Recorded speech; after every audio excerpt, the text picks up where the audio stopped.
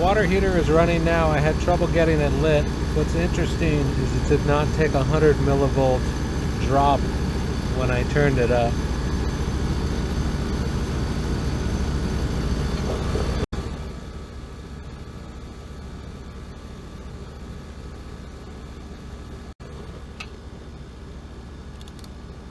So in my experience, this tends to be the wiring harness. This is just 3 in a row, so I'm starting to get suspicious and I want to try and make sure that's what it actually is.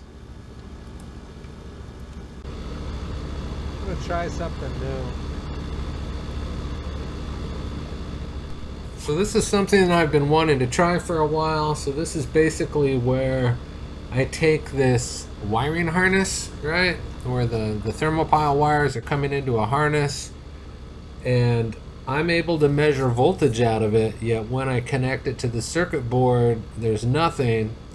So what I'm thinking is I just bridge the wiring harness at that point and then connect it. So you can see I've got it bridged right here. So I've got wires running out of the wiring harness into 2 new wires that then connect to the circuit board, and I'm actually able to measure power out of those new ends, yet it still will not go to the circuit board. It is maddening, and I spent about a half an hour, 35 minutes just screwing around with this, thinking I could save time in the long run in the future, but unfortunately that did not work for me.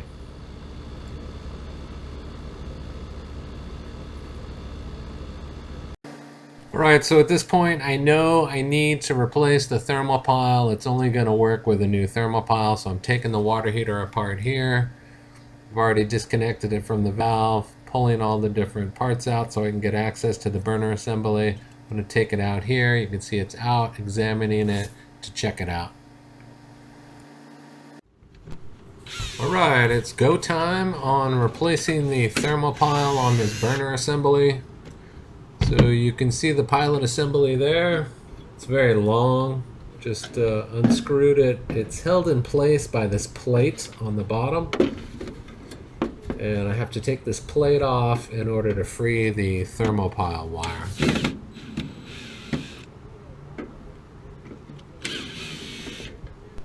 So what I want to do, because I do not have a thermopile or a pilot assembly that is long enough, is I have a 30-gallon burner that's got a shorter one that mounts in the front. So what I want to do is take this plate off of here and relocate the pilot assembly to the front. And that way I can use a shorter pilot assembly that will be able to reach the valve. So just popping out the little support plunger there that's red so that I can free it up and pull it out.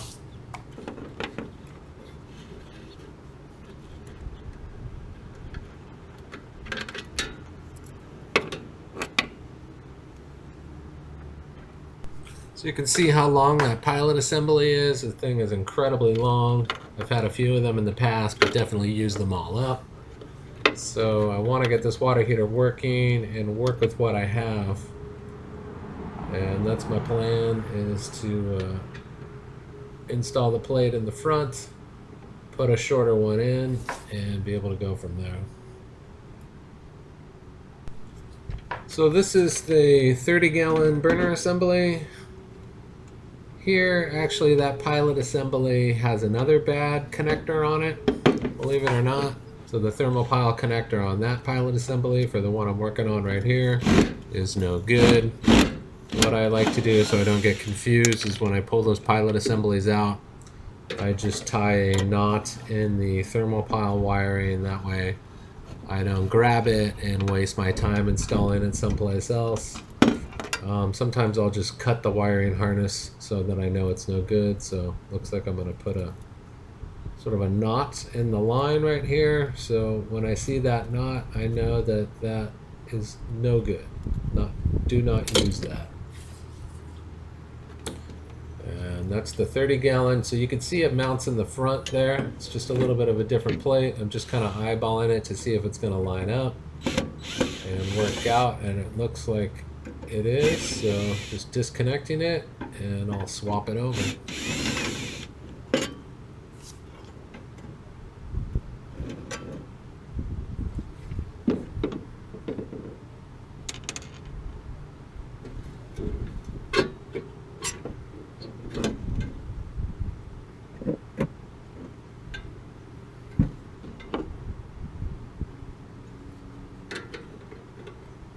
Yeah, fits nicely.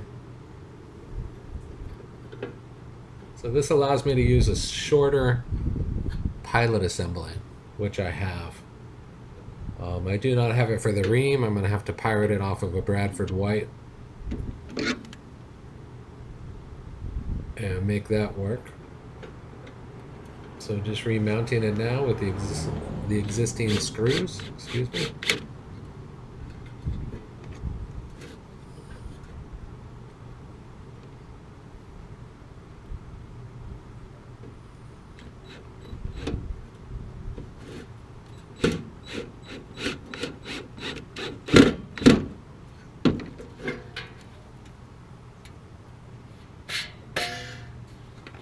There we go.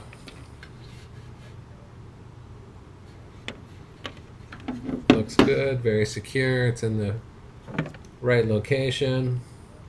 What I like about the Bradford White pilot assemblies is they have the same mounting points as the Rheem.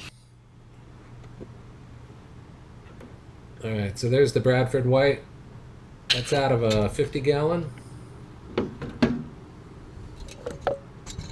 There it is again. There's the Bradford White. That's a 50-gallon burner assembly, so that's the longest one that they have. So I can make sure I get as much thermopile, spark wire, and pilot tube as possible, so that I have at least, I don't know, 12, 13 inches once it comes out of the burner assembly, and that'll reach over to the valve.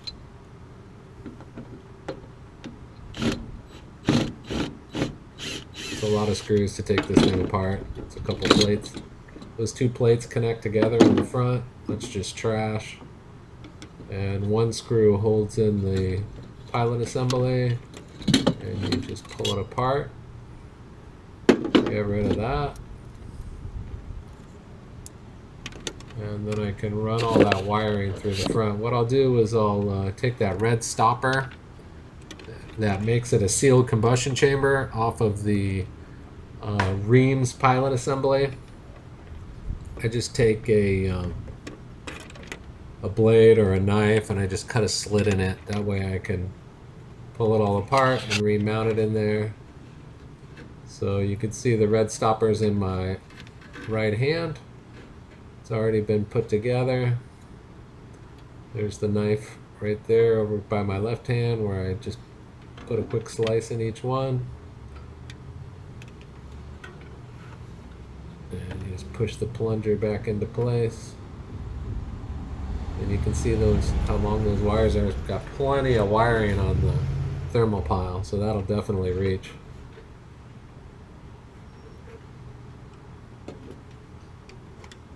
And I'm having a little bit of trouble getting the stopper to pop through. There's always one side that always wants to catch. And you just kind of give it a little force from the back, and that'll pop in place. And you never even notice those little slits in there, but it just helps keep the sealed combustion chamber sealed. And then it's just a matter of remounting everything and making sure the spacing's right. So the pilot assembly just kind of hangs right over the edge of the screen. That's an ultra low NOx burner assembly. So it's got like this green screen on the top. The gas actually shoots in down that tube in the front and kind of collects on that screen and then catches the flame, and that's what ignites the burner.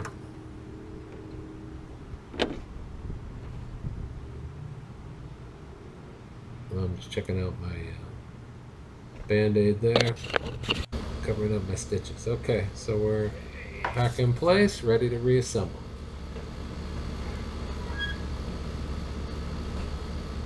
Alright, so I was having some trouble getting this burner assembly in. The pilot assembly was hitting. I just hadn't spent enough time here with it. I was speeding up this video because it just takes forever. So basically I'm loosening it up, and I'm going to move it out of the way so I can get the burner assembly in and then reconnect it once it's past that point. But it actually does come in and out when it's assembled. I just didn't spend enough time trying to get it in there properly. And now I'm spending even more time working on this thing. I swear I'm like an hour and a half into this service call at this point. Way too long. Should have just jumped right to this point. I knew better because I've seen so many of these bad connectors. I just, at this point, 3 in a row, I'm thinking that I'm doing something wrong. So I wanted to spend a little more time and make sure that it wasn't something else. So in the future, I wouldn't have to go through all this. But turns out I was right. So just putting everything back together. It's basically just the reverse, right? So you take it all apart, you put it back together in the same order. There's a lot of screws. There's 4 screws and sort of 1 nut that goes on the front there. And then you just reattach all this very carefully. Make sure everything's tightened down real well. You don't need any pipe dope on any of these connections. You don't need any Teflon tape. They're self-sealing.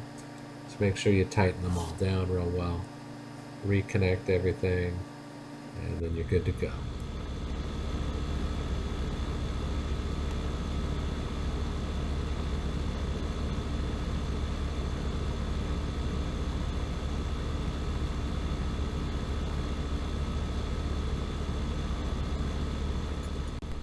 Okay, moment of truth.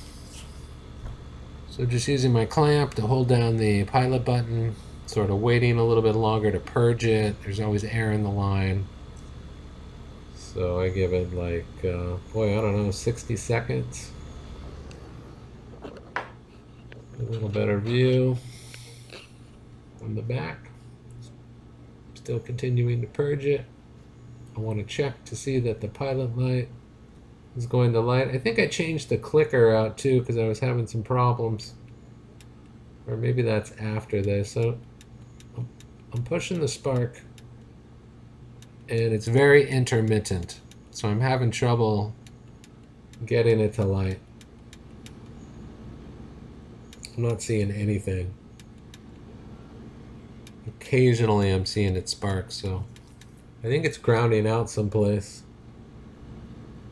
And I'm just checking the wiring on the spark to make sure that it's connected well. Sometimes just adjusting those wires will get you a better spark. And I'm not able to get the pilot light to light, which is a bummer because it's, to fix that you got to take everything apart again.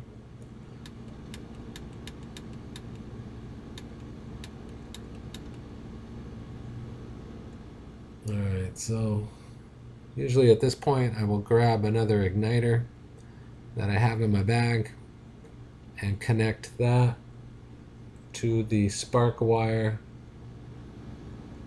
and use that to send voltage down in case that piezo igniter is bad. So that's what I have in my hand there. And sometimes you need to ground that to the water heater. So I want to make sure I can see. I've grounded it to the front.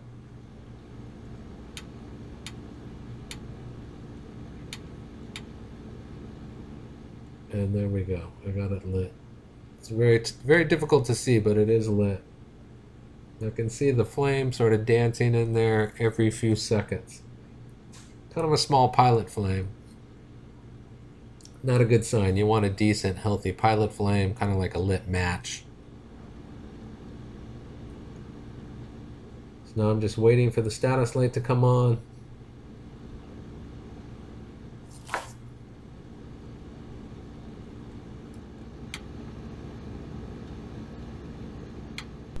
Alright, I'm not even sure the pilot light is lit. That's why I keep pushing the piezo igniter, trying to verify it's lit, not getting the status light.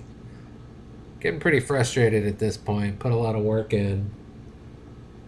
Now the chances of grabbing a pilot assembly with a bad thermopile is low, but definitely possible. So at this point I'm starting to suspect that this thermopile might be bad. And I measured the voltage on it. It was 192 millivolts. I pulled it out and replaced it with another one, same exact type, Bradford White, from a 50-gallon burner assembly, and now we're putting it back together.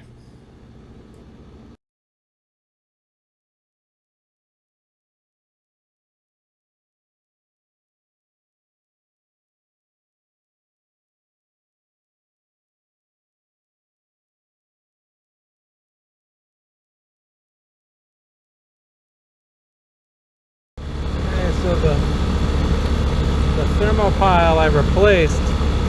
So initially bad thermopile, bad wiring harness. I replaced that pilot assembly. That had a bad thermopile.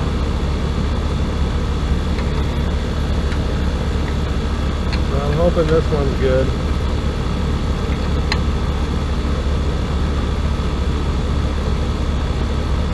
Well, I'm about out of parts.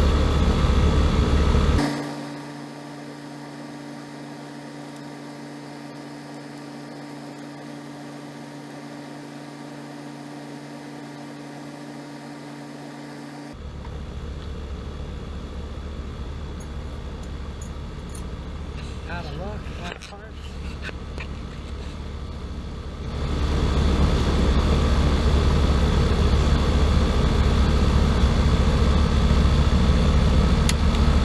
That looks good. I think we're going home. That looks a lot better.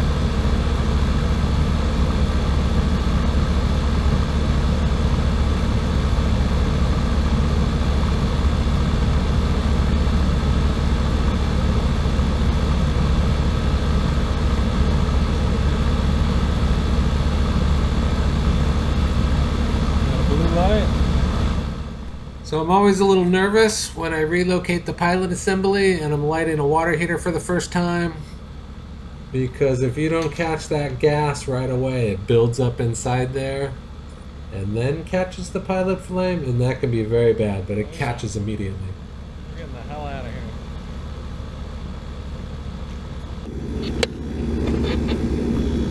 Try and show you a view of it lit. You can see there. I was very pleased. Hard to hear, hard to see. Very pleased. But this whole pilot assembly is out of a Bradford White. We did what we had to do. It's the second time this week I've had to do this. I'm just out of parts for Rheem because I work on so many Rheems. But it works. It reaches. I changed the orientation from the back of the burner assembly up to the front by taking the plate off of one and just swapping it over, but yeah, it's all good. It took a million years. Anyway, thank you for watching. Consider subscribing and have a great day.